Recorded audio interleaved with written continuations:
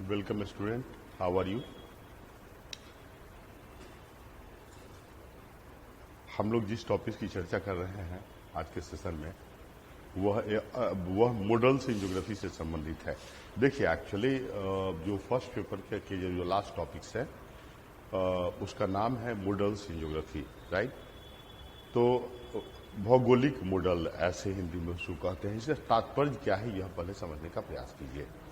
Model का तात्पर्य है कि जैसे वैज्ञानिकों ने और शास्त्रियों ने या भूगोलवेत्ताओं ने कुछ स्थान पर कुछ विशेष प्रवृत्ति को देखा और उस प्रवृत्ति को उस क्षेत्र में काफी सफल है ना सफल निष्पादन हो रहे थे, तो उसके आधार पर उन्होंने कुछ मॉडल का विकास किया और उस मॉडल का अनुप्रयोग अन्य क्षेत्रों में भी किए जाने से शायद सफलता प्राप्त हो। ओके, तो मॉडल्स का तात्पर्य यही है। जैसे मान लीजिए कि पिछले क्लास में हमने वेवर्स इंडस्ट्रियल लोकेशन थ्योरी के बारे में चर्चा की थी, तो बेसिकली वह सिद्धांत तो अल्फ्रेड वेवर के हैं जो जर्मन वैज्ञानिक थे। ओके, तो उन्होंने वहां के दशाओं के अनुरूप सिद्धांत का प्रतिपादन किया और विश्व के अन्य राष्ट्रों में भी उसको अप्लाई अनुप्रयोग किए जाते हैं और उसके काफी धनात्मक प्रभाव पड़ते हैं, राइट। तो अब आप समझ ही गए होंगे कि मॉडल में किस तरह के टॉपिक्स है, जैसे industrial location theory, agriculture location theory, इस तरह के, और उसके विश्व के अन्य राष्ट्रों में उस तरह की प्रवृत्तियां देखी जाती है और उसको सफल भी माना जाता है।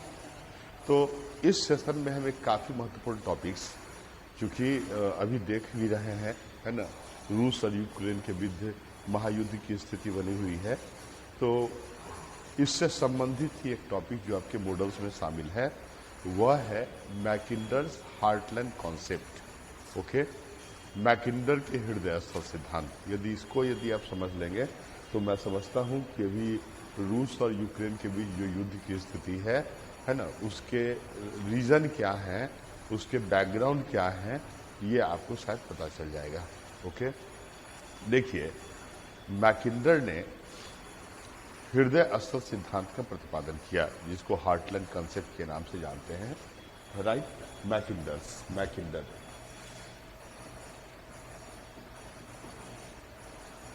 मैकिंडर हार्टलैंड कॉन्सेप्ट, राइट, मतलब मैकिंडर के हृदय स्थल सिद्धांत। हृदय स्थल, ओके, केंद्रीय स्थल शब्द नहीं, टू बी नोटेड, कंफ्यूजन नहीं होने की आवश्यकता है, क्योंकि केंद्रीय स्थल सिद्धांत क्रिस्टॉलर का है जबकि हृदय स्थल सिद्धांत जो है वो मैकिंडर का है। ओके, केंद्रीय स्थल सिद्धांत आदिवासी भूगोल से संबंधित है जबकि हृदय स्थल सिद्धांत जो है वो राजनीतिक भूगोल से संबंधित है, राइट, पॉलिटिकल ज्योग्राफी से संबंधित है। ओके, तो मैकिंडर ने हृदय स्थल सिद्धांत का प्रतिपादन किया और आप देखिए कि किसी भी सिद्धांत के कोई ना कोई ऑब्जेक्टिव होते हैं। ओके, तो मैकिंडर के क्या ऑब्जेक्टिव थे, मैकिंडर ने इस सिद्धांत का प्रतिपादन क्यों किया है ना, उसके पीछे उनकी सोच क्या थी, राइट। तो उनकी सोच ये थी कि मैकिंडर पृथ्वी के सतह पर है ना स्थित सबसे सुरक्षित क्षेत्रों का पता लगाना चाहते थे। ओके, जिसके संदर्भ में है ना उनकी ये अवधारणा थी कि यदि कोई क्षेत्र बहुत सुरक्षित होगा तो वो भविष्य में विश्व राजनीति को प्रभावित करने की स्थिति में होगा और विश्व का राजनीतिक नेतृत्व भी विश्व को राजनीतिक नेतृत्व भी प्रदान करेगा। ओके, तो इसी संदर्भ में उन्होंने हृदय स्थल सिद्धांत का प्रतिपादन किया। ओके, ऑब्जेक्टिव आप समझ गए कि to find out the safest place on the earth, getting well, right, which will emerge as the world political leader influencing the political scenario of the entire world. Okay, this was the objective of Mackinder. Okay, अब देखिए कि Mackinder की जो संकल्पना थी, जो Mackinder heartland concept है, हृदय स्थल की जो संकल्पना है, वह आखिर किस अवधारणा पर आधारित है, इसका बैकग्राउंड क्या है। तो सबसे पहले आप जाने कि यह सिद्धांत रैटगेल के बायोलॉजिकल थ्योरी ऑफ स्टेट से प्रभावित है। Biological theory of state, right, राज्य के जीवीय संकल्पना पर आधारित है। सबसे पर्टिकुलरली महत्वपूर्ण इसका आधार है कि it is based on Ratzel's biological theory of state. Okay, दूसरे इस सिद्धांत के जो आधार है, ओके, वह है यह geopolitics Jio politics and Jio strategy के संकल्पना पर आधारित है। गेटिंग वेल, उससे भी यह प्रभावित है। तीसरे प्रभाव इस सिद्धांत पर या इस पर जो पड़े हैं वह है टी महान की पुस्तक, टी महान है ना, महान की पुस्तक the influence of naval power in Europe. Okay, है ना, the influence of naval power in Europe, ये टी महान के द्वारा लिखित पुस्तक है ना। उस पुस्तक के में जो वर्णन किए गए उससे भी मैकिंडर प्रभावित हुए। ओके, और आपको बतला दें कि हालांकि मैकिंडर कहते हैं कि वो संभववादी विचारधारा के समर्थक हैं, लेकिन उनके जो लेख को आप पढ़ेंगे, उनके सिद्धांत को पढ़ेंगे तो ऐसा प्रतीत होता है कि he was essentially deterministic thinker.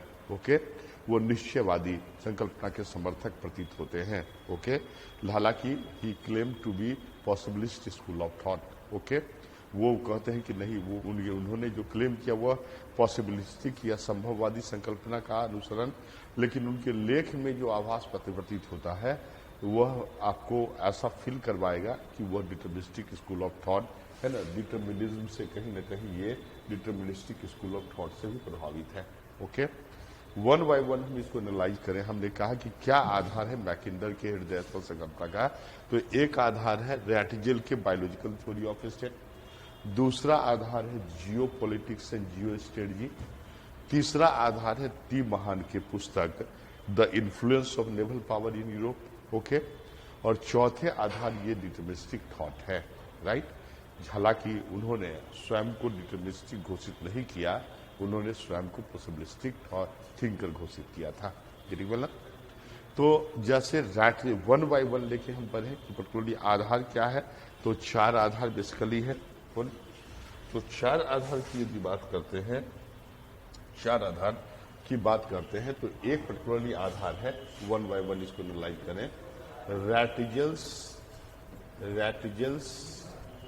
Biological theory of state, biological theory of state. Okay, Ratzel के राज्य के जीवीय संकल्पना। देखिए, रैटजेल को फादर ऑफ पॉलिटिकल ज्योग्राफी या राजनीतिक भूगोल के पिता के नाम से जाना जाता है। ओके, और उन्होंने राज्य के जीवीय संकल्पना का प्रतिपादन किया। इस सिद्धांत में उन्होंने स्टेट या नेशन की तुलना लिविंग ऑर्गेनिज्म के साथ, लिविंग ऑर्गेनिज्म के साथ, जीवित जीवों के साथ की। किसका, तो स्टेट या नेशन का कंपैरिजन उन्होंने लिविंग ऑर्गेनिज्म के साथ की। ओके, जीवित जीव के साथ उन्होंने की।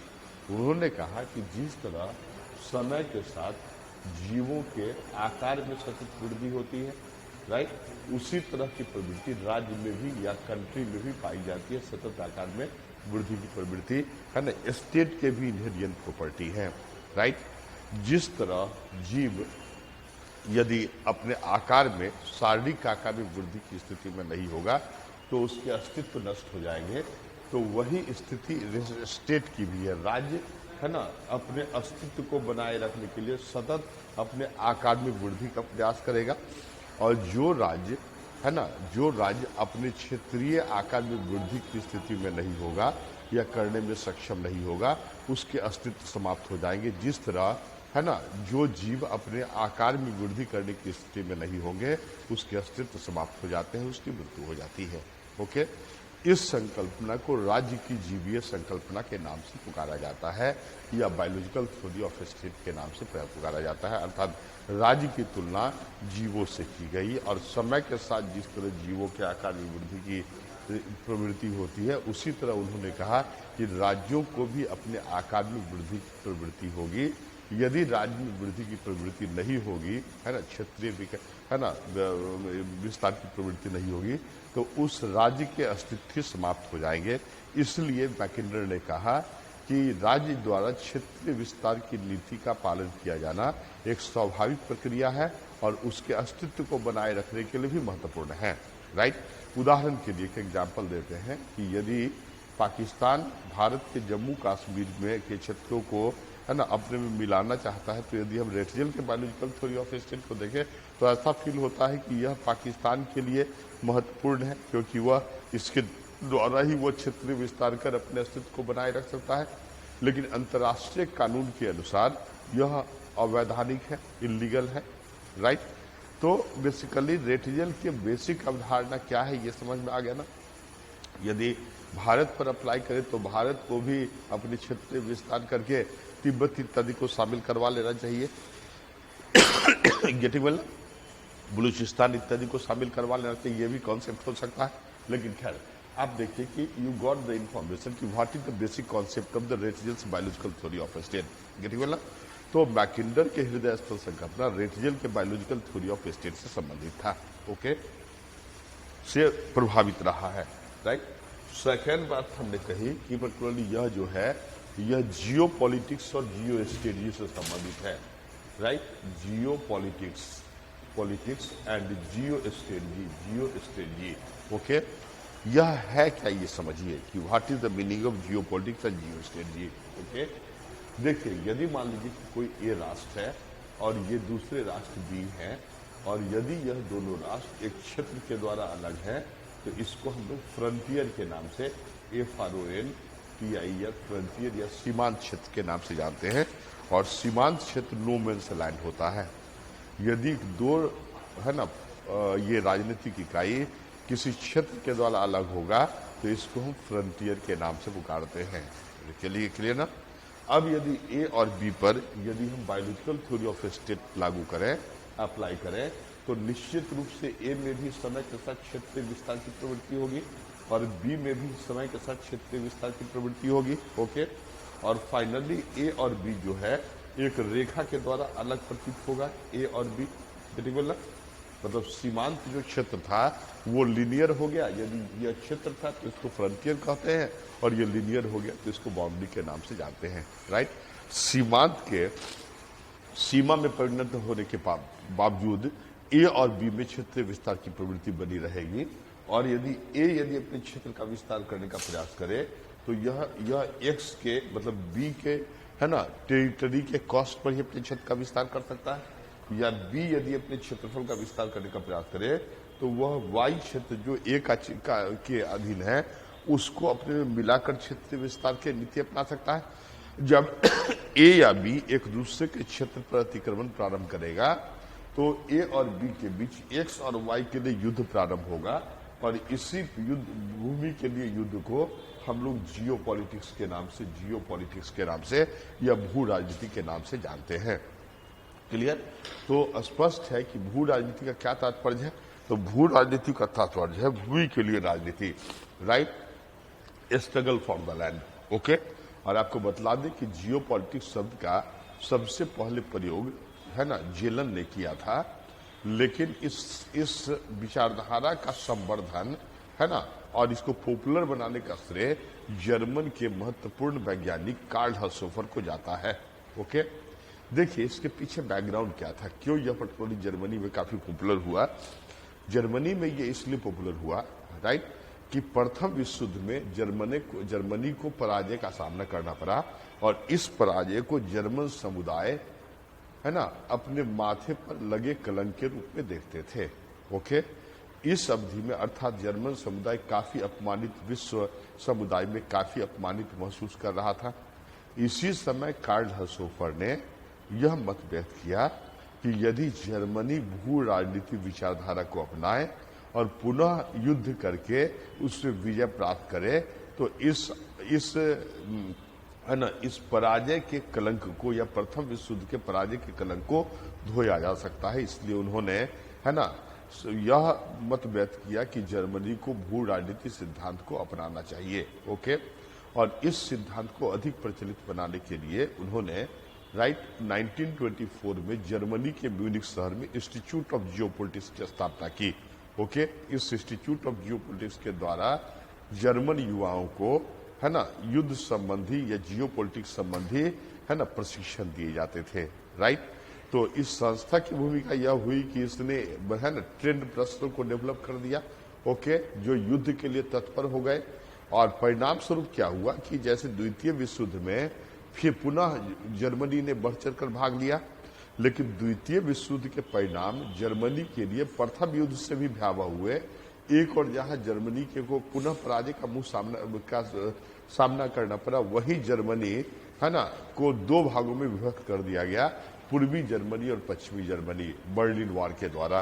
ओके, तो विश्व राजनीतिक भूगोलवेत्ताओं ने, है ना, भू राजनीति का, है ना, को अपनाया जाना ही जर्मनी के इस डिबाकल का कारण बतलाया। ओके, और इससे विश्व समुदाय ने सबक ली थी और कोई भी राष्ट्र प्रत्यक्ष रूप से भू राजनीति के सिद्धांत को अपनाना नहीं चाहता, और द्वितीय विश्व युद्ध के पश्चात भू राजनीति के स्वरूप में परिवर्तन आए, और यह स्वरूप आर्थिक भू राजनीति, सांस्कृतिक भू राजनीति, धार्मिक भू राजनीति इत्यादि में परिणत होता चला गया।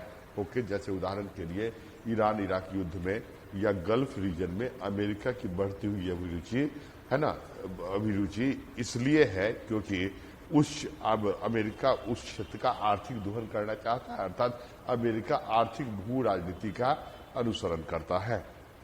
राइट, इसी प्रकार आप देखिए कि आईएसआई के द्वारा भारत, बांग्लादेश और पाकिस्तान को मिलाकर इस्लामिक राष्ट्र बनाने की योजना जो है कहीं न कहीं धार्मिक भू राजनीति का भाग है। ओके, तो बेसिक रूप से आप देखें कि पेट्रोलिय भू राजनीति के स्वरूप परिवर्तित हो गए, लेकिन मौलिक रूप से भू राजनीति का मतलब है भूमि के लिए राजनीति। ओके, यहां पर हमने दो टर्म का प्रयोग किया, geopolitics and geostrategy. तो what is the meaning of geopolitics, got it ना? जियो पॉलिटिक्स का मतलब है भूमि के लिए राजनीति किया जाना। ओके, और जियो पॉलिटिक्स का क्या तात्पर्य, what is the meaning of Jio politics? तो जियो पॉलिटिक्स का तात्पर्य है ना, जियो स्ट्रेटजी का तात्पर्य है, मतलब जियो स्ट्रेटजी किसी क्षेत्र के विशिष्टता को दर्शाता है, चाहे वह विशिष्टता राजनीतिक विशिष्टता हो, चाहे वो विशेषता आर्थिक विशेषता हो, चाहे वो विशेषता रिसर्च एंड डेवलपमेंट से संबंधित हो। जैसे उदाहरण के लिए आपको बता दें कि जम्मू कश्मीर की स्थिति देखिए कि मतलब जम्मू कश्मीर में, है ना, विश्व के सबसे महंगे युद्ध लड़े जा रहे हैं पाकिस्तान और भारत के द्वारा। ओके, कारगिल युद्ध आप देख चुके हैं, राइट, और पर्टिकुलरली इस तरह के युद्ध लगातार हो रहे हैं। आप देखिए यदि जम्मू कश्मीर के स्थिति को देखें, है ना, उसके स्थलाकृतिक विशेषता को देखें तो ऐसा फील होता है कि वो पर्वतीय क्षेत्र है, अतः कृषि के अनुकूल नहीं है, वो संसाधन में भी पर्याप्त नहीं है ना, मैंने संसाधनों के संदर्भ में भी वह विपन्न क्षेत्र है, गेटिबल। लेकिन जम्मू कश्मीर की जो भौगोलिक स्थिति है, जो शक्ति जम्मू कश्मीर को नियंत्रित करेगी, है ना, वह पर्टिकुलरली शक्ति मध्य अमेरिका को, वह शक्ति भारत के, चीन को, पाकिस्तान के, है ना, राजनीतिक गतिविधि पर नियंत्रण या उस पर नजर रख सकती है। अर्थात जम्मू कश्मीर का महत्व जो है, जियो स्ट्रेटजिक जो रेलिवेंस है वह पॉलिटिकल है, राजनीतिक है। क्लियर हुआ ना? इसीलिए राजनीतिक विशिष्टता के कारण पाकिस्तान भी इसको अपने में मिलाना चाहता है और यह भारत का तो अभिन्न अंग है ही। गेटिंग ना? तो बेसिकली अब आप तो समझ में आ गया कि होगा कि जियो पॉलिटिक्स क्यों होगा। तो geo politics geo strategic region के लिए, है ना, ही होगा। कोई यदि बेकार क्षेत्र है तो उसके लिए दो राष्ट्र युद्ध क्यों करेंगे, स्वाभाविक है। गेटिंग वाला?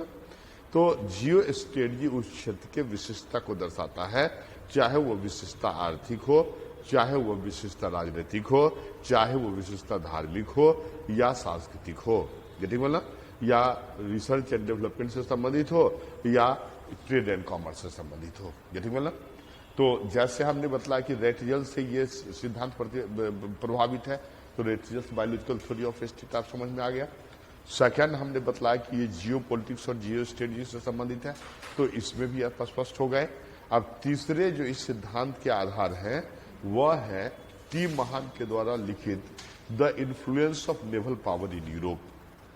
राइट, मतलब the influence of naval power in Europe T Mahan के द्वारा लिखित पुस्तक है, जिसमें उन्होंने यह मत व्यक्त किया था, है ना, कि इंग्लैंड या ब्रिटेन छोटे राष्ट्र होने के बावजूद इस कारण वैश्विक स्तर पर साम्राज्य की स्थापना में सक्षम हुआ, क्योंकि उसका नेवल पावर पर एक्स्ट्राऑर्डिनरी कंट्रोल था, नियंत्रण था। उसके जो नेवल पावर थे वो एक्सेप्शनली डेवलप्ड थे, दैट मेड, है ना, that help the British empire to, है ना, to establish extensive empire throughout the world. Okay, तो the influence of naval power in Europe में पर्टिकुलरली उन्होंने ये बात कहा। और आपको बतला दें कि जैसे युद्ध से संबंधित और डिटर्मिनिस्टिक ये जो है, और जो चौथा आधार है ना, इसको है ना, चौथा आधार जिससे डिटर्मिनिस्टिक थॉट की बात करते हैं, तो कहीं ना कहीं मैकिंडर के लेख से ऐसा प्रतीत होता है कि विश्व राजनीति जो है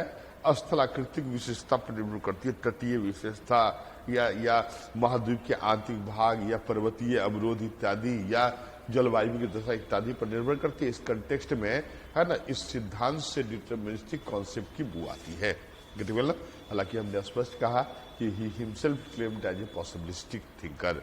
ओके, अब देखिए कि जैसे युद्ध से संबंधित है, स्पष्ट है कि मैकिंडर की जो संकल्पना है वह कहीं ना कहीं युद्ध से संबंधित है, associated with the war affair. Okay, अब देखिए कि जैसे यदि युद्ध की बात करते हैं, ओके, युद्ध की बात करते हैं तो यहां पर स्पष्ट आपको कर दें कि जहां तक युद्ध का प्रश्न है तो युद्ध में जो जिस फोर्स का प्रयोग किया जाता है, एक तो नेवल पावर, ओके, दूसरा लैंड पावर है, लैंड पावर, और तीसरा पर्टिकुलरली जो है ये एयर पावर है। मतलब 3 तरह के शक्तियों का प्रयोग युद्ध के लिए होता है। एक जल सेना का प्रयोग, जल शक्ति का प्रयोग, दूसरा स्थल सेना का प्रयोग, और तीसरा पर्टिकुलरली वायु सेना का प्रयोग।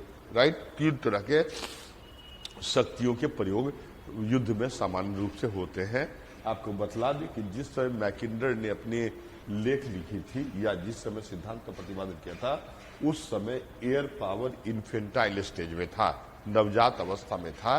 इस कारण मैकिंडर की जो संकल्पना है वह बेसिक रूप से नेवल पावर और लैंड पावर के संदर्भ में ही है। राइट, मैकिंडर ने स्वयं अपने लेख में यह स्पष्ट किया था कि उनके समय, मतलब during his period, naval power अपनी चरम अवस्था पर है।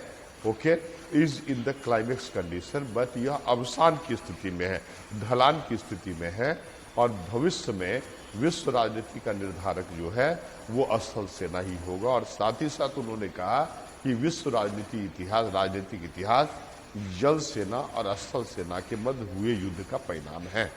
राइट, इसके अलावा उन्होंने यह भी मत व्यक्त किया कि यूरोपीय सभ्यता का विकास निकटवर्ती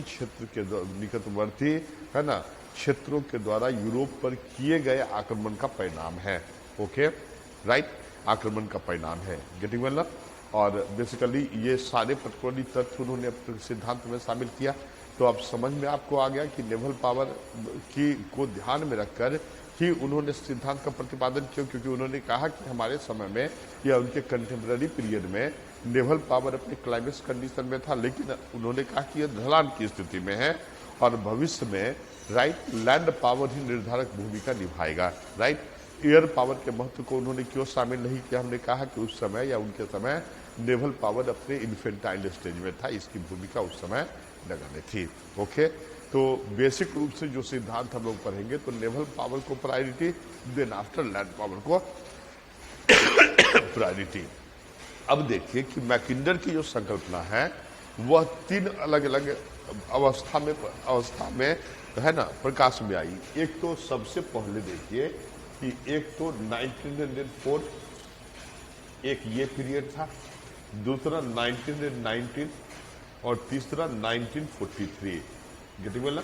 ये 3 पर्टिकुलरली अलग अलग अवधि है जिसमें मैकिंडर के सिद्धांत या लेख प्रकाश में आए या उनकी विचारधारा प्रकाश में आए। ओके, देखिए 1904 में उन्होंने, है ना, the geographical pivot of history, the geographical pivot of history नामक लेख लिखी थी, जिसको उन्होंने royal geographical society of London में प्रस्तुत किया था। गेटिंग वेल ना? मतलब it was in the form of essay. Okay, ये लेख था जिसे उन्होंने royal geographical society of London में प्रस्तुत किया था। ओके, इस पुस्तक में उन्होंने पिवोट रीजन जिसको हम धुराग्र प्रदेश के नाम से जानते हैं, के संकल्पना का प्रतिपादन किया था। ये शब्द जो है सबसे पहले 1904 में उनके द्वारा लिखित लेख में ही प्रकाश में आई, जिसको हम बोलते हैं धुराग्र प्रदेश या धुरी प्रदेश, या इंग्लिश में इसको पिवोट रीजन के नाम से पुकारते हैं। राइट, दूसरे पर्टिकुलरली जो अवधि है वो 1990 है। इस समय उन्होंने एक पुस्तक लिखी, democratic ideals and reality. Right. ये पुस्तक है, it was in the form of book democratic ideals and reality. Okay, इस पुस्तक में उन्होंने हार्टलैंड शब्द का, हृदय स्थल शब्द का प्रयोग किया। देखिए 1904 में उसने धुरी प्रदेश का प्रयोग किया और 1919 में उसने हृदय स्थल या हार्टलैंड शब्द का प्रयोग किया। गेटिंग बोला। और 1943 में वन बाय वन हम डिटेल करेंगे। और 1943 में उन्होंने पुनः एक एसे लिखा जो फॉरेन अफेयर मैगजीन में प्रकाशित हुए। उसका नाम था the round world and winning of peace. The round world and winning of peace, ये एक ऐसे उन्होंने लेख लिखा था जो फॉरेन अफेयर मैगजीन में प्रकाशित हुए। ओके, इस पुस्तक में उन्होंने मिडलैंड बेसिन शब्द का प्रयोग किया, लीना लैंड शब्द का प्रयोग किया, राइट, और हृदय स्थल शब्द का प्रयोग किया था। गेटिंग वाला। तो क्या है, मतलब पूरी विचारधारा, उनके पूरे कॉन्सेप्ट जो है 3 अवधियों में है ना प्रकाश में आए, राइट। फर्स्ट 1904 में, उसके बाद 1919 में और उसके बाद 1943 में। इसलिए ना मतलब मैकिंडर को भविष्यवक्ता कहा जाता था राजनीतिक इतिहास के संदर्भ में। ओके, राइट, राजनीतिक इतिहास के संदर्भ में उन्हें भविष्यवक्ता का वक्ता कहा जाता था। और देखिए जब हम ये सिद्धांत पढ़ेंगे तो हम लोग कुछ टर्म का प्रयोग करेंगे। जैसे मान लीजिए यहाँ पर पहले आप समझ लें कि जैसे ये नॉर्थ अमेरिका है, ओके, ये जो है ये अफ्रीका है, ये भारत है, ये वाला क्षेत्र जो है ये यूरेशिया वाला क्षेत्र है, राइट, ये ऑस्ट्रेलिया है। ओके, ये तो यहाँ देखिए इसके लिए उन्होंने न्यू वर्ल्ड शब्द का प्रयोग किया, नई दुनिया। तो उत्तरी अमेरिका के पूर्वी क्षेत्रों को उन्होंने नई दुनिया शब्द से के नाम से प्रयोग किया। यहाँ पर देखिए ये जो क्षेत्र है, ये जो क्षेत्र, ओके, ये यूरोप प्लस एशिया है, यूरोप प्लस एशिया, राइट, जिसको यूरेशिया के नाम से जानते हैं। तो यूरेशिया के लिए उन्होंने ओल्ड वर्ल्ड या पुरानी दुनिया शब्द का प्रयोग किया, राइट। और यूरोप एशिया प्लस अफ्रीका, मतलब Europe plus Asia plus Africa, इसको यूफ्रेशिया कहते हैं। इस तीनों को मिला के उन्होंने वर्ल्ड आइलैंड या विश्व द्वीप शब्द का प्रयोग किया। तो 3 शब्द हम जब प्रयोग करेंगे तो आप समझ चुके होंगे कि उत्तरी अमेरिका के लिए नई दुनिया या न्यू वर्ल्ड शब्द का प्रयोग किया गया, यूरेशिया के लिए पुरानी दुनिया या ओल्ड वर्ल्ड शब्द का प्रयोग उन्होंने किया, और यूफ्रेशिया के लिए जिसमें यूरोप, एशिया और अफ्रीका शामिल है, उसने विश्व द्वीप शब्द का प्रयोग किया है। गेटिंग वाला, विश्व द्वीप शब्द का प्रयोग किया है, राइट। यहाँ कहीं कहीं हम लोग यूज करेंगे तो आप कंफ्यूज नहीं होंगे। नई दुनिया उत्तरी अमेरिका के पूर्वी भाग के लिए विशेष रूप से, पुरानी दुनिया यूरेशिया के लिए, यूफ्रेशिया को विश्व द्वीप के नाम से जाना जाता है। ओके, अब देखिए कि हम लोग इस तथ्य को शामिल करें कि जैसे 1904 में 1904 में है ना उन्होंने the geographical pivot of history है ना नामक आर्टिकल लिखे थे, जिसको उन्होंने royal geographical society of London ने प्रस्तुत किया था, राइट। इसमें उन्होंने पिवोट रीजन शब्द का प्रयोग किया, पिवोट रीजन। और हमने बतलाया था कि उद्देश्य क्या था। तो उद्देश्य बेसिकली मैकिंडर का था कि वह विश्व के सबसे सुरक्षित क्षेत्रों का पता लगाना चाहते थे, राइट। और उसी क्षेत्र के बारे में उनका यह मत था कि यह क्षेत्र है ना विश्व को एक राजनीतिक दिशा प्रदान करेगी और वही भविष्य में है ना उस विश्व को है ना विश्व को राजनीतिक नेतृत्व भी प्रदान करेगा। गेटिंग ना। तो देखिए यहाँ पर बेसिक रूप से आप देखें कि स्थिति क्या है। ये यूराल है, गेटिंग ना, यूराल के क्षेत्र है।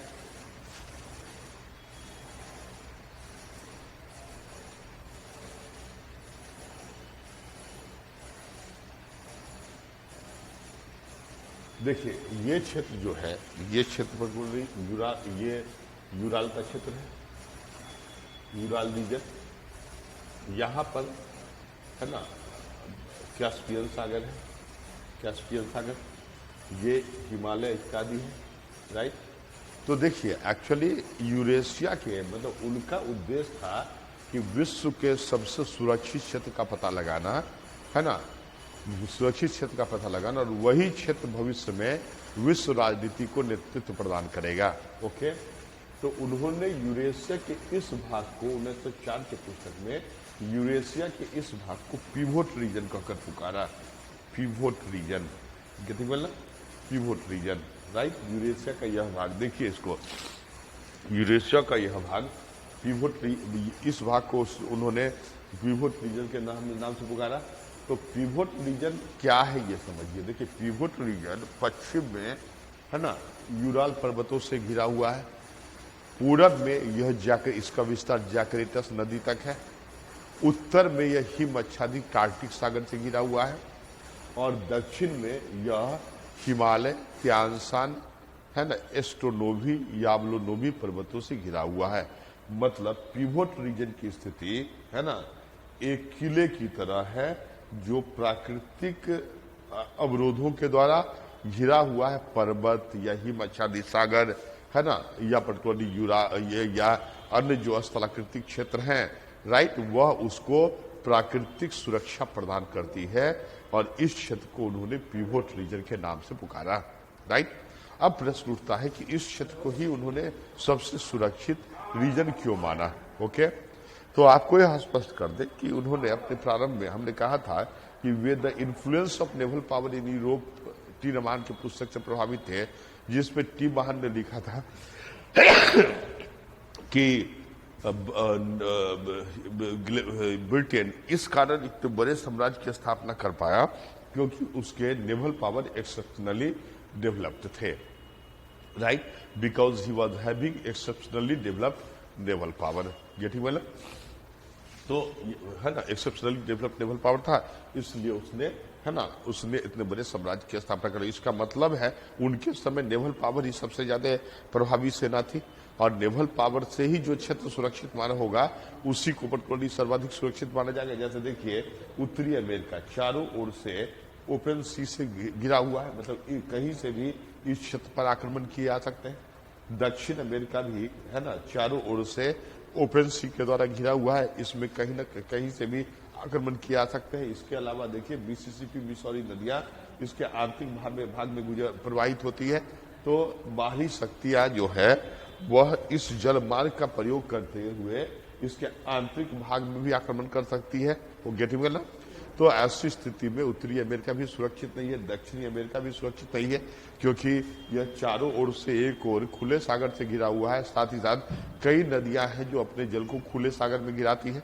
ओके, इसी तरह अफ्रीका भी सुरक्षित नहीं है, भारत भी सुरक्षित नहीं है, क्योंकि भारत की नदियां भारत तटीय क्षेत्र में है, वहां उसके पूर्वी और पश्चिमी तट पर नेवल पावर के द्वारा आक्रमण किए जा सकते हैं। साथ ही साथ है ना यहाँ जो नदियां अपने जल को अरब सागर और बंगाल की खाड़ी में गिराती है, उस मार्ग का अनुसरण करते हुए कोई भी नेवल पावर भारत के आंतरिक भाग पर आक्रमण कर सकता है, राइट। इसी तरह की स्थिति ब्रिटेन की भी है, इसी तरह की स्थिति स्पेन, फ्रांस की भी है। तटीय होने के कारण यह जो है आसानी से जल सेना के पहुंच के अधीन है, राइट।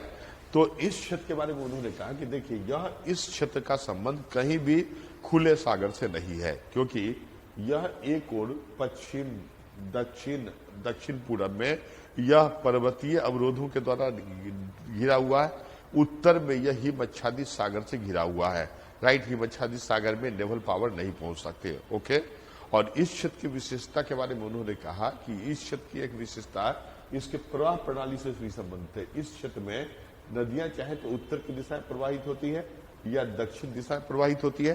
तो उत्तर की दिशा में प्रवाहित होने वाली नदियां अपने जल को हिम आच्छादित आर्कटिक सागर में गिराती है, जबकि दक्षिण की ओर प्रवाहित होने वाली नदियां अपने जल को है ना ये ये लैंडलॉक सी या ओशन में गिराती है, राइट।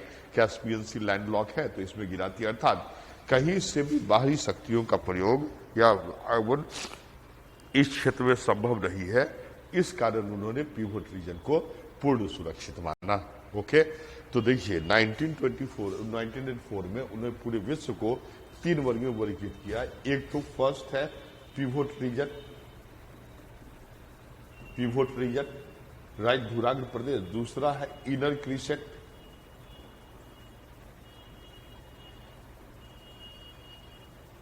इनर क्रिसेंट और मार्जिनल क्रिसेंट। मार्जिनल क्रिसेंट मतलब आंतरिक अर्धचंद्राकार वृत्त या सीमांत अर्धचंद्राकार वृत्त। और तीसरा है आउटर क्रिसेंट, आउटर क्रिसेंट और insular crescent, insular crescent, right, बाहरी अर्धचंद्राकार वृत्त या द्वीपीय अर्धचंद्राकार वृत्त। ओके, मतलब मैकिंडर ने अपने पुस्तक में 2000 अपने लेख में 1904 में लिखित अपने लेख में संपूर्ण विश्व को 3 वर्गों में वर्गीकृत किया। एक तो पिवोट रीजन है, दूसरा पर्टिकुलरली इनर क्रिसेंट है और तीसरा जो है आउटर क्रिसेंट है। देखिए ये पिवोट रीजन है और यह इनर क्रिसेंट का क्षेत्र है, राइट, और यह आउटर क्रिसेंट का क्षेत्र है। अब आपको बतला दें कि पिवोट रीजन का तात्पर्य आप सब 3 भागों में पर्टिकुलरली वर्गीकृत किए गए। ओके, तो जैसे 3 भाग में पिवोट रीजन क्या है, यूरेशिया का वह क्षेत्र जो उत्तर में हिम आच्छादित आर्कटिक सागर से घिरा हुआ है, पश्चिम में यूराल के द्वारा घिरा हुआ है, दक्षिण और दक्षिण पूर्व में हिमालय, तियानसान, है ना, याब्लोनोवी, एस्ट्रोनोवी जैसे पर्वतों के द्वारा घिरा हुआ है। ओके, इस क्षेत्र को उन्होंने धुरी प्रदेश माना, धुराग्र प्रदेश माना, क्योंकि यह क्षेत्र सबसे ज्यादा सुरक्षित है, यहाँ किसी भी बाहरी जल सेना का पहुंच संभव नहीं था।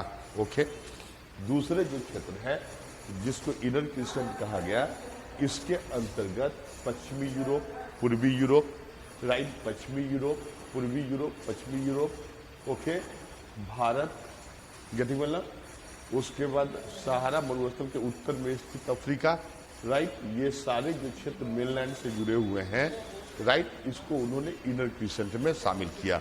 मतलब इनर क्रिसेंट में पूर्वी यूरोप है, पश्चिमी यूरोप है, एशिया माइनर का क्षेत्र है, भारत है, गेटिंग मतलब, उसके बाद कैस्पियन के तटीय क्षेत्र भी इसी में शामिल है, गेटिंग मतलब, और ये जितने भी क्षेत्र हैं ये सब, ये जो तटीय भाग हैं चाइना इत्यादि के, ये बेसिकली इनर क्रिसेंट के भाग हैं। ओके, जबकि आउटर क्रिसेंट में ब्रिटेन शामिल है, ओके, उत्तरी अमेरिका शामिल है, दक्षिणी अमेरिका शामिल है, राइट, अफ्रीका का वह भाग जो सहारा मरुस्थल के दक्षिण में है, ऑस्ट्रेलिया है, जापान इत्यादि आउटर क्रिसेंट का भाग है। चूंकि ये क्षेत्र चारों ओर से खुले सागर से घिरा हुआ है, इसलिए इसके लिए उन्होंने, है ना, इंसुलर क्रिसेंट के द्वीपीय अर्धचंद्राकार की बात की। क्लियर ना? तो किन किन क्षेत्रों को कैसे कैसे उन्होंने वर्गीकृत किया ये समझ में आ गया ना। मतलब 1904 के लेख में उन्होंने संपूर्ण विश्व को 3 भागों में विभक्त किया, पिवोट रीजन, इनर क्रिसेंट जिसको मार्जिनल क्रिसेंट भी कहते हैं, और आउटर क्रिसेंट जिसको इंसुलर क्रिसेंट के नाम से भी जाना जाता है। देखिए अब उन्होंने इस पुस्तक में उस ऐसे में क्या लिखा कि पिवोट रीजन की स्थिति किला की तरह आती है। It is similar to fortress. जिस तरह फोर्ट्रेस चारों ओर से, है ना, दीवार के द्वारा, किला दीवार की ओर द्वारा घिरा रहता है और एकमात्र एक ही फाटक है जिसमें अंदर प्रवेश कर सकते हैं। तो मैकिंडर ने धुराग्र प्रदेश के बारे में बोला कि ये चारों तरफ से पर्वतीय प्राकृतिक अवरोधों के द्वारा घिरा हुआ है, अर्थात इसकी स्थिति जो है वो किले की भांति है। और इस क्षेत्र का में एकमात्र प्रवेश द्वार जो है यूराल और कैस्पियन के मध्य स्थित स्टेपी ग्रासलैंड रीजन है, राइट। स्टेपी घास के मैदान ही, जैसे मान लीजिए कि ये यूराल है और ये कैस्पियन है और ये वाला जो क्षेत्र है यही पर्टिकुलरली पिवोट रीजन है, और इधर तो पर्टिकुलरली पर्वतीय अवरोध है, आप जान रहे हैं। तो उन्होंने कहा कि steppe grassland region, steppe grassland जो प्रदेश है ना, वही उसी मार्ग का अनुसरण कर कोई भी स्थलीय सेना पिवोट रीजन पर आक्रमण कर सकती है। क्लियर हुआ ना, गेटिंग वेल। तो उन्होंने स्टेटमेंट दिया कि जो शक्ति धुराग्र प्रदेश पर, धुरी प्रदेश पर, है ना, शासन करेगी, वह आंतरिक अर्धचंद्राकार वृत्त के राजनीति को प्रभावित कर सकती है ना। जो शक्ति, है ना, ये पर्टिकुलरली, है ना, जो शक्ति, है ना, आंतरिक अर्धचंद्राकार वृत्त, है ना, पर शासन करेगी, वह संपूर्ण विश्व के राजनीति को प्रभावित करने की स्थिति में होगी। गेटिंग वेल ना, राइट। तो इस तरह पर्टिकुलरली, है ना, इस प्रकार देखिए बेसिकली इस तरह के स्टेटमेंट उसने दिए। उन्हें इसको और बेहतर समझिए कि देखिए पिवोट रीजन में प्रवेश का एकमात्र द्वार जो है ना, एकमात्र द्वार स्टेपी प्रदेश है। गेटिंग वेल ना। तो स्टेपी प्रदेश ही एकमात्र मार्ग है जिससे होकर पिवोट रीजन में आक्रमण किया जा सकते हैं या लैंड सेना प्रवेश कर सकते हैं। देखिए यहाँ पर ईस्टर्न यूरोप है, ईस्टर्न यूरोप, और यहां पर वेस्टर्न यूरोप है। गेटिंग ना? तो मैकिन्डर ने कहा कि जैसे चूंकि पूर्वी यूरोप पिवोट रीजन के फाटक या गेट के पास बैठा हुआ है, इसीलिए पिवोट रीजन को सबसे ज्यादा खतरा पूर्वी यूरोप से ही है। राइट? पूर्वी यूरोप भी जल स्थल सेना के द्वारा स्टेपी घास के मैदानों के मार्गों का अनुसरण करते हुए, है ना, पिवोट रीजन पर आक्रमण कर सकती है। क्लियर हुआ ना? पिवोट रीजन पर आक्रमण कर सकती है। क्लियर ना? तो इसका मतलब है कि पिवोट रीजन के लिए सबसे बड़ा खतरा कौन है? तो बेसिकली पूर्वी यूरोप के राष्ट्र है। Getting well? और दूसरी ओर उन्होंने कहा कि यदि पिवोट रीजन अपने क्षेत्रीय विस्तार की नीति अपनाए, ओके, तो ऐसी स्थिति में वो सबसे पहले पूर्वी यूरोप के लिए ही खतरा होगा। राइट? और चूंकि पूर्वी यूरोप में जर्मनी सबसे बड़ा राष्ट्र है, गेटिंग वेल ना, और जर्मन प्रजाति विश्व की सर्वश्रेष्ठ प्रजाति है, इस कारण मैकिन्डर ने अपने लेख में यह स्पष्ट किया कि यह, है ना, जर्मनी का यह दायित्व होता है कि वह शेष पूर्वी यूरोपीय राष्ट्रों के हितों की रक्षा करे। गेटिंग वेल ना? क्या स्थिति है, समझ में आ गया ना? कि मतलब एक्चुअली डोर की एक साइड पिवोट रीजन है, दूरी प्रदेश है, और दूसरी तरफ पूर्वी यूरोप है, और पूर्वी यूरोप में सबसे बड़ा राष्ट्र जर्मनी है। और उसने कहा कि एक्चुअली पूर्वी यूरोप को सबसे बड़ा खतरा जो है वह जर्मनी से है, सबसे बड़ा खतरा जो पूर्वी यूरोप से। और चूंकि पूर्वी यूरोप में सबसे बड़ा राष्ट्र पेट्रोली जर्मनी है, और जर्मन प्रजाति को विश्व की सर्वश्रेष्ठ प्रजाति मानी जाती है, इसलिए मैकिन्डर ने अपने लेख में कहा कि धुराग्र प्रदेश के आक्रमण से बचने के लिए, है ना, से बचाने की रिस्पॉन्सिबिलिटी किस पर है? जर्मनी पर, क्योंकि वह पूर्वी यूरोप का सबसे बड़ा राष्ट्र है, और जर्मन प्रजाति विश्व की सर्वश्रेष्ठ प्रजाति है। राइट? मैकिन्डर ने अपने लेख में पूर्वी यूरोप एवं पिवोट रीजन, धुराग्र प्रदेश को एक दूसरे के लिए खतरा बतलाया। उन्होंने यह कहा कि जो पूर्वी यूरोप पर शासन करेगा वह धुराग्र प्रदेश के राजनीति को प्रभावित करेगा, जो धुराग्र प्रदेश के राजनीति को प्रभावित करेगा वह विश्व द्वीप पर के राजनीति को प्रभावित करेगा, और जो विश्व द्वीप पर शासन करेगा वह संपूर्ण विश्व के राजनीति को प्रभावित करेगा। फिर आप समझिए, जो पूर्वी यूरोप पर शासन करेगा वह धुराग्र प्रदेश के राजनीति को प्रभावित करेगा, स्पष्ट है। जो धुराग्र प्रदेश पर शासन करेगा वह विश्व द्वीप के राजनीति को प्रभावित करेगा, और जो विश्व द्वीप पर शासन करेगा वह संपूर्ण विश्व के राजनीति को प्रभावित कर देगा। देखिए, एक्चुअली मैकिन्डर के जो ये लेख थे, इसने वहां के दशाओं को, वहां के जियोपॉलिटिकल सिनारियो को गरमा दिया, वार्म्ड अप।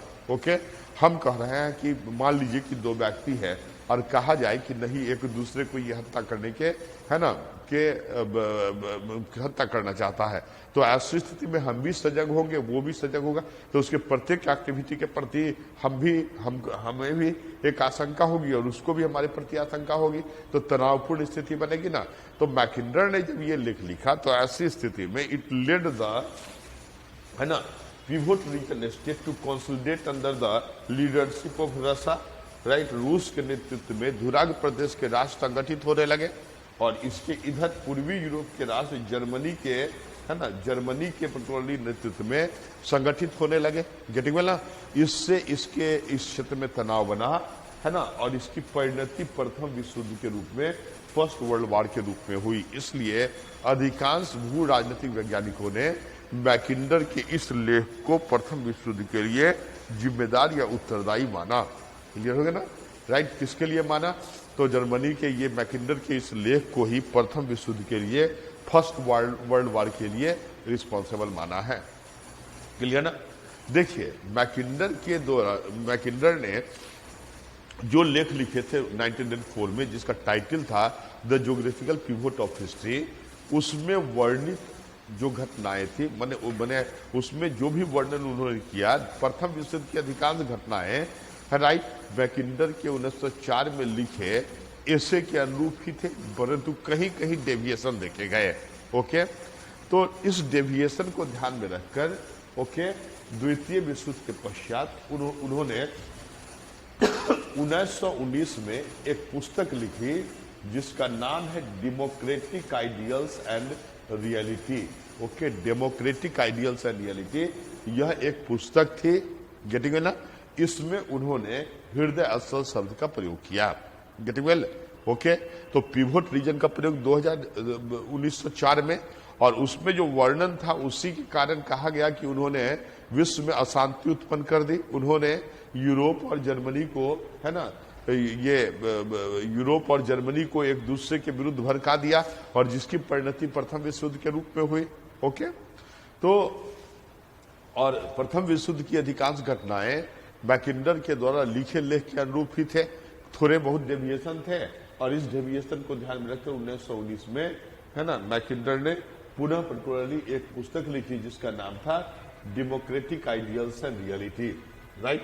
क्या नाम था? Democratic ideals and reality. ये एक महत्वपूर्ण, है ना, डेमोक्रेटिक आइडियल्स एंड रियलिटी, ये एक महत्वपूर्ण पुस्तक थी, गेटिंग वेल। इस पुस्तक में उन्होंने, है ना, पिवोट रीजन, जैसे देखिए 1904 में जो लिखे गए थे लेख, उसमें 3 क्षेत्रों के वर्णन किए गए थे। यहां पर देखिए कि उन्होंने 3 क्षेत्र, एक तो फर्स्ट था पिवोट रीजन, सेकेंड था इनर क्रिसेंट और मार्जिनल क्रिसेंट, और तीसरा आउटर क्रिसेंट या इंसुलर क्रिसेंट, ओके। तो 3 क्षेत्र, पिवोट रीजन, इनर क्रिसेंट और आउटर क्रिसेंट, ये 3 क्षेत्रों के बारे में उसने चर्चा की। फिर देखिए 1919 में जो डेमोक्रेटिक आइडियल्स एंड रियलिटी नामक पुस्तक लिखी, उसमें उन्होंने विश्व को 3 वर्गों में बांटा।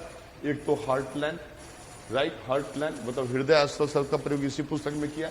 उसका दूसरा क्षेत्र था इनर क्रिसेंट और मार्जिनल क्रिसेंट, मतलब आंतरिक अर्धचंद्राकार वृत्त या सीमांत अर्धचंद्राकार वृत्त। और तीसरे जो पर्टिकुलर क्षेत्र थे वो आउटर क्रिसेंट, बाहरी अर्धचंद्राकार वृत्त, या इंसुलर क्रिसेंट या द्वीपीय अर्धचंद्राकार वृत्त, ओके। तो देखिए यदि इस दोनों में आप तुलना करेंगे ना, तो आप पाएंगे कि हार्टलैंड का जो क्षेत्र था, देखिए हार्टलैंड जो है पिवोट रीजन के संपूर्ण क्षेत्र,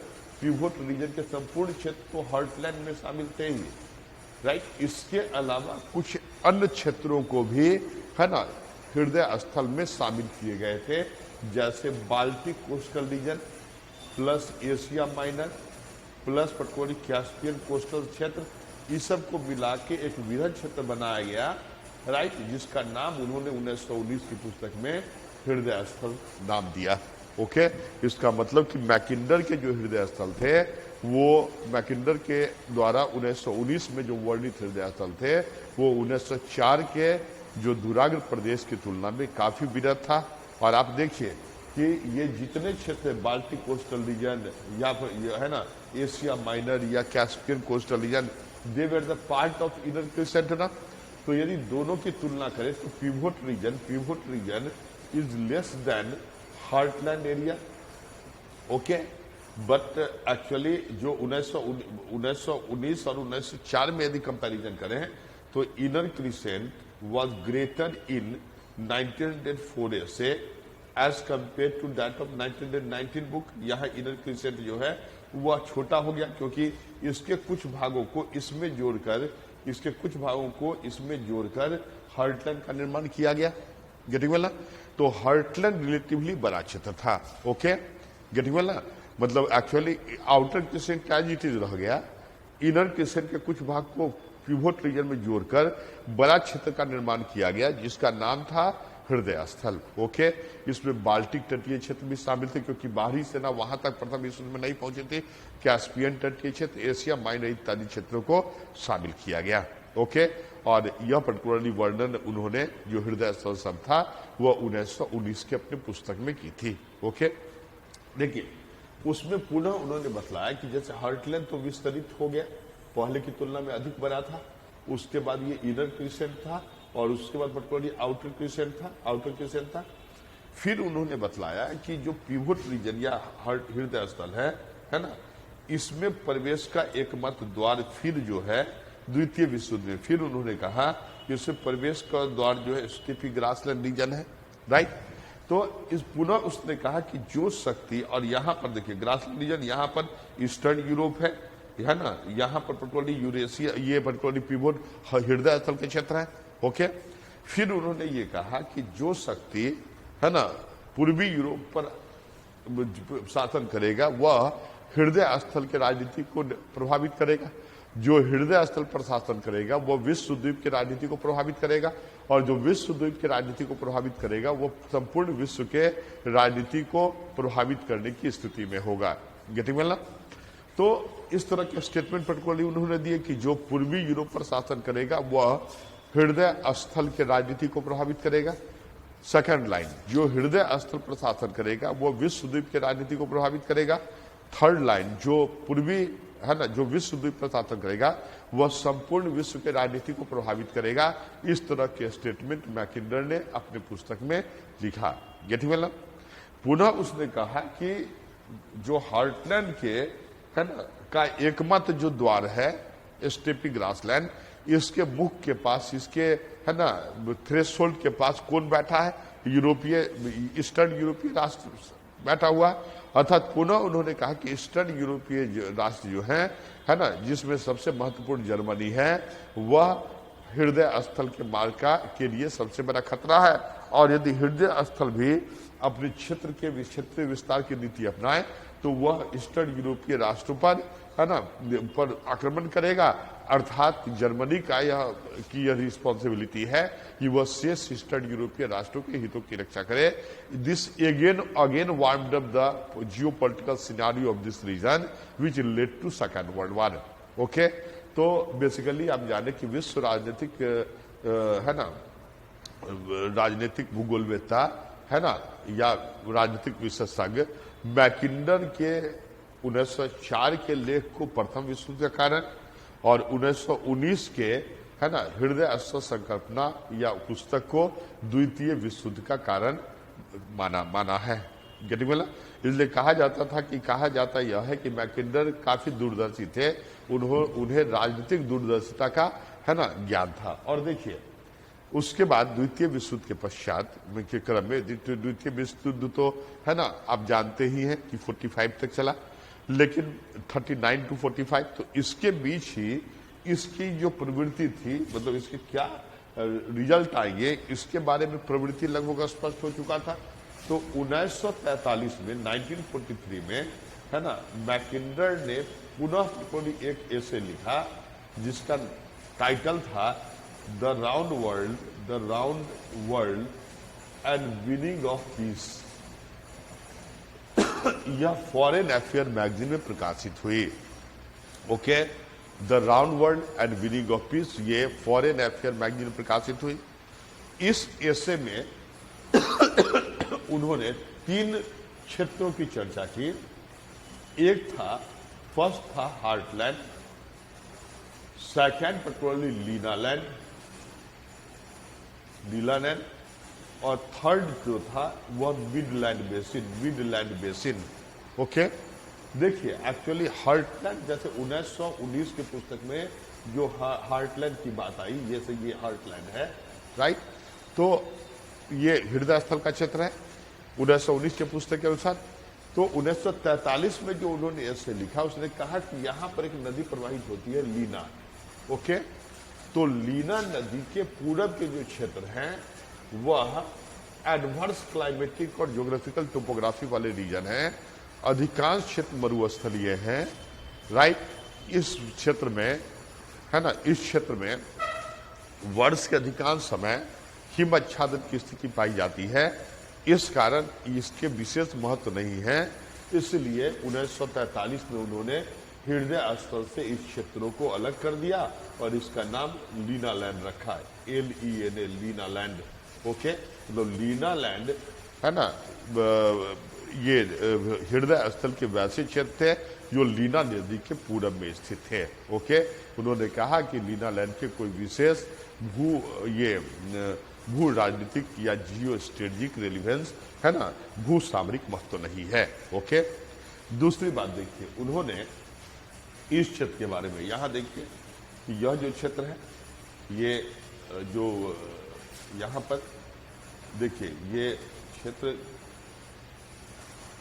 उन्होंने उत्तरी अमेरिका के पूर्वी तट, ओके, और यूरोप के पश्चिमी तटीय राष्ट्र जिसमें ब्रिटेन भी शामिल है, गेटिंग वेल, इस क्षेत्र के लिए उन्होंने कहा कि इस क्षेत्र की भौगोलिक दशा विकास के अनुकूल है। यहाँ सालों भर पर्याप्त वृष्टि होती है, अर्थात ये कृषि कार्यक्रमों के लिए काफी अनुकूल है। इस क्षेत्र में खनिज संसाधन की बहुलता है, राइट। यदि यह क्षेत्र, इस क्षेत्र में एकता स्थापित हो जाए तो, है ना, इस क्षेत्र को उन्होंने, है ना, मिडलैंड बेसिन के नाम से पुकारा। मिडलैंड बेसिन, ये मिडलैंड बेसिन के नाम से पुकारा। और उन्होंने कहा कि यदि मिडलैंड बेसिन के राष्ट्रों में के मध्य यदि एकता स्थापित हो जाए तो यह, है ना, यह हृदय स्थल के क्षेत्रों के साथ शक्ति संतुलन करने की स्थिति में, काउंटर बैलेंस करने की स्थिति में होंगे। गेटिंग वेल ना। और देखिए आपको ये 43 में ये ऐसे लिखी गई थी जिसमें उन्होंने मिडलैंड बेसिन की महत्ता की चर्चा की थी। और बाद में, है ना, द्वितीय विश्व युद्ध के पश्चात यही मिडलैंड बेसिन जो है नाटो के रूप में उभरा है, North Atlantic Treaty Organization. Getting well ना, नाटो के रूप में उभरा है। Getting well. तो कितने दूरदर्शी था, मतलब वो कितने दूरदर्शी थे इससे पता चलता है। अभी देखिए एक्चुअली जो यूक्रेन है, जो रूस के, है ना, सीमावर्ती राष्ट्र हैं, गेटिंग वेल ना, इसकी ये चाहता है कि हम नाटो में शामिल हो जाए। यदि नाटो में ये शामिल, मैंने इसकी जो मंशा थी वो नाटो में शामिल होने की थी। इसका मतलब कि नाटो का पेनिट्रेशन रूस के सीमावर्ती क्षेत्रों तक हो जाएगी, जिससे रूस को खतरा महसूस हुआ और इसी के प्रति उत्तर में उसने यूक्रेन पर आक्रमण करना प्रारंभ कर दिया। Getting well, right. तो क्या बेसिक कॉज है, क्या रीजन है, यह हम जान चुके, राइट। यूक्रेन और रूस और यूक्रेन के वर्तमान युद्ध का कारण क्या है ये समझ में आ गया ना। क्योंकि देखिए द्वितीय विश्व युद्ध के पश्चात ये नाटो के रूप में उभरा और जो हृदय स्थल के क्षेत्र थे वो नाटो के रूप में उभरा, जिसका नेतृत्व पर्टिकुलरली अमेरिका कर रहा है। गेटिंग वेल ना। और दूसरी ओर हृदय स्थल के क्षेत्र रूस के नेतृत्व में यूएसएसआर के रूप में उभरे। इट इज क्लियर ना। 1991 तक यूएसएसआर चलन में रहा, राइट। जो यूएसएसआर के गठन हुए थे उसका उद्देश्य था, उसमें वह वर्साई की संधि के आधार पर यूएसएसआर के गठन हुए थे और इसमें संबंधित राष्ट्रों ने, है ना, फेडरल गवर्नमेंट से कम्युनिस्ट आइडियोलॉजी बने, ये फेडरल गवर्नमेंट से कम्युनिस्ट आइडियोलॉजी के, है ना, पर काम करने की सहमति बनी थी। परंतु जब, है ना, जब गोरबाचेव यूएसएसआर के राष्ट्रपति हुए तो उन्होंने पेस्ट्रोइका और ग्लासनोस्ट जैसे लिबरल पॉलिसी को अपनाया, जिसके कारण राष्ट्रों के बीच असहमति बढ़ी and this led to the dissolution of USSR. Okay, कुछ राष्ट्र ने मिलकर सीआईएस का फॉर्मेशन किया है, council of independent state. Getting well. तो मैकिन्डर की स्थिति क्या है ये समझ में आ गया। ओके, तो यह पर्टिकुलरली ये सिद्धांत काफी महत्वपूर्ण है जिसने लंबे समय तक विश्व राजनीति को प्रभावित किया। ओके, आज इसके क्या रेलिवेंस है ये समझिए वर्तमान में, है ना, वर्तमान में इसकी रेलिवेंस क्या है। तो देखिए वर्तमान में जहां तक मैकिन्डर के हृदय स्थल सिद्धांत की बात है, तो मैकिन्डर ने उस समय नेवल पावर के वरीयता को ध्यान में रखकर सिद्धांत का प्रतिपादन किया, लेकिन आज परिस्थितियां बदल चुकी है। आज परिस्थितियां ये है ना, कि अधिकांश निर्णायक युद्ध वायुसेना के द्वारा लड़े जाते हैं, चाहे वो कर्नल गद्दाफी को पकड़ने में अमेरिकी नाटो की सिल सेना की भूमिका हो या, है ना, सद्दाम हुसैन को हत्या करने में बेसिक रूप से वायुसेना की महत्वपूर्ण भूमिका रही। आज भी यूक्रेन युद्ध में वायुसेना बढ़ चढ़कर भाग ले रहे हैं, राइट। क्लियर ना। तो ऐसी स्थिति में आप देखिए कि जैसे बेसिक रूप से, है ना, स्थिति परिस्थितियां बदल चुकी है। आज विश्व का कोई भी क्षेत्र पूर्ण रूप से सुरक्षित नहीं माना जा सकता, क्योंकि वायुसेना की मदद से विश्व के किसी भी भाग में आक्रमण किए जा सकते हैं। दूसरी बात, आज सतह से पर मार करने वाले लंबे दूरी के प्रक्षेपास्त्र का विकास हो गया है, जिसके द्वारा, है ना, यदि इस तरह के प्रक्षेपास्त्र इराक में स्थापित किए जाए तो इससे हृदय स्थल के किसी क्षेत्र पर आक्रमण किए जा सकते हैं। Getting well. हृदय स्थल के किसी क्षेत्र पर आक्रमण किए जा सकते हैं। पुनः उन्होंने ये आपको बतलाया कि मैकिन्डर की आलोचना इस कारण की जाती है कि मैकिन्डर ने यूरेशिया के हृदय स्थल क्षेत्र को सबसे अधिक महत्वपूर्ण माना, जबकि अधिकांश वैज्ञानिक कहते हैं कि हृदय स्थल का क्षेत्र है ना काफी विपन्न प्रदेश है, क्योंकि एक ओर इसके जो सीमावर्ती जो ध्रुवीय भाग हैं यह वर्ष के अधिकांश समय हिमच्छादित होता है, अर्थात विश्व के वर्ष के अधिकांश समय यह क्षेत्र मानव निवास के अनुकूल नहीं है। राइट, यह पर्वतीय एवं और मरुस्थलीय है, कृषि के लिए यह अनुकूल नहीं है और इस क्षेत्र में संसाधनों की भी कमी है। राइट, तो ऐसी स्थिति में विश्व का सबसे महत्वपूर्ण क्षेत्र यह कैसे हो सकता है? गेटिंग वेल ना? इस क्षेत्र में जनसंख्या घनत्व भी काफी कम है, अर्थात जनसंख्या है ना मानव संसाधन की दृष्टि से भी यह विपन्न प्रदेश है। गेटिंग वेल ना? के संदर्भ में भी यह विपन्न प्रदेश है।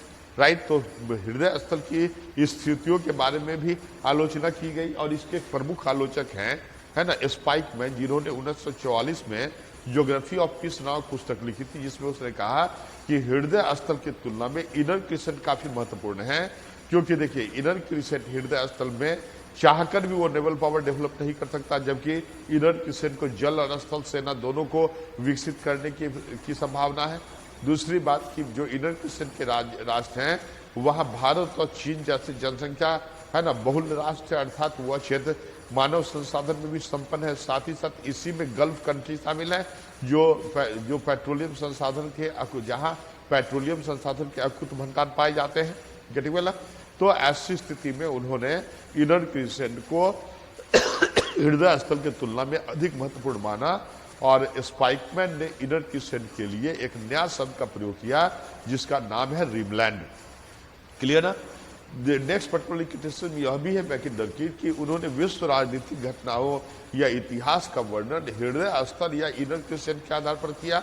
उन्होंने आउटर क्रिसेंट के राज्यों को विशेष महत्व प्रदान नहीं की, जबकि द्वितीय विश्व युद्ध के अंत निर्णायक युद्ध जो है आउटर क्रिसेंट में स्थित अमेरिका और जापान के मध्य हुए युद्ध का परिणाम था। राइट, क्योंकि पर्टिकुलरली आप देखिए कि जब अमेरिका ने जापान पर है ना न्यूक्लियर बम गिराया था, उसके बाद ही द्वितीय विश्व युद्ध के समापन की घोषणा की गई थी। राइट, और दूसरी बात कि 1991 में यूएसएसआर के विघटन के पश्चात है ना यूएसएसआर के विघटन के पश्चात अमेरिका एकल शक्ति के रूप में उभरा, जिसकी कल्पना भी मैकिंडर ने नहीं की थी। राइट, अच्छी। इसके अलावा आपको बता दें कि मैकिंडर ने जिस मानचित्र का प्रयोग किया ये मर्केटर स्केल पर आधारित था। ओके, और यह पर्टिकुलरली इसमें आपको बता दें कि ग्रीनलैंड का आकार बड़ा और अफ्रीका का आकार छोटा प्रतीत होता है। तो ऐसी स्थिति में है ना सही व्याख्या किया जाना ऐसे भ्रामक मानचित्र के आधार पर संभव नहीं है। साथ ही साथ मैकिंडर ने पृथ्वी को सपाट मानते हुए है ना सिद्धांत का प्रतिपादन किया, जबकि वास्तव में पृथ्वी स्फेरिकल है, ज्वाइडल शेप है। तो ये सारे फैक्टर जो हैं यह मैकिंडर के हृदय स्थल की आलोचना होती है क्या का आधार है, परंतु इसके बावजूद आप यह स्पष्ट समझ लें है ना कि इस आलोचना के बावजूद आज भी मैकिंडर के हृदय स्थल के सिद्धांत के महत्ता है, जैसा यूक्रेन और रूस की स्थितियों के आधार पर एनालिसिस कर सकते हैं है ना। Best of luck. ओके।